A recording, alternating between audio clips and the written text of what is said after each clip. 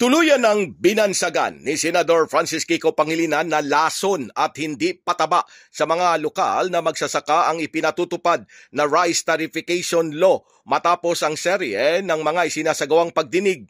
ng kanyang komiteng pinamumunuan, ang Komite on Agriculture. Sa pagdinig sa Senado, inilabas ng mga lokal na magsasaka ang kanilang sama ng loob sa gobyerno dahil sa ipinatutupad na rice tariffication law na nagpahirap umano sa kanila dahil sa malayang importasyon ng imported na bigas na pumapatay naman sa kanilang mga lokal na magsasaka. Ayon kay Senador Pangilinan, kung patakaran at pulisiya ang lupang tatamaan ng sektor ng agrikultura, malinaw na isang naging lason at hindi pataba ang naging epekto at resulta ng rice tariffication law. Sa naturang pagdinig, sinabi ni Senador Pangilinan na magtatatag ng isang Technical Working Group o TWG upang lumikha ng isang committee report na naglalayong amyendahan ang batas na nagpapahina sa kapangyarihan ng National Food Authority o NFA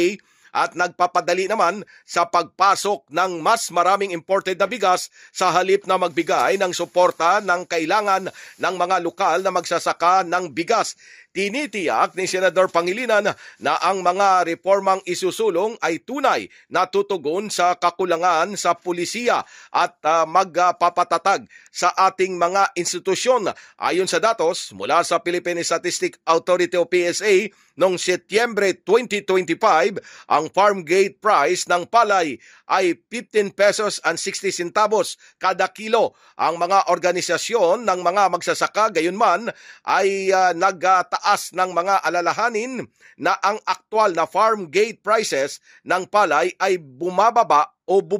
sa 8 piso kada kilo, habang ang lokal na merkado ay binaha naman ng imported na bigas na naglagay sa alanganin sa mga lokal na magsasaka at nagbabanta sa lokal na industriya ng bigas. Sinuportahan din ni Senador Pangilinan ang panawagan ng Department of Agriculture o DA Secretary Francisco Chu Laurel Jr. para sa isang overhaul ng sistema upang i-calibrate ang intervention, palakasin ang mga serbisyo sa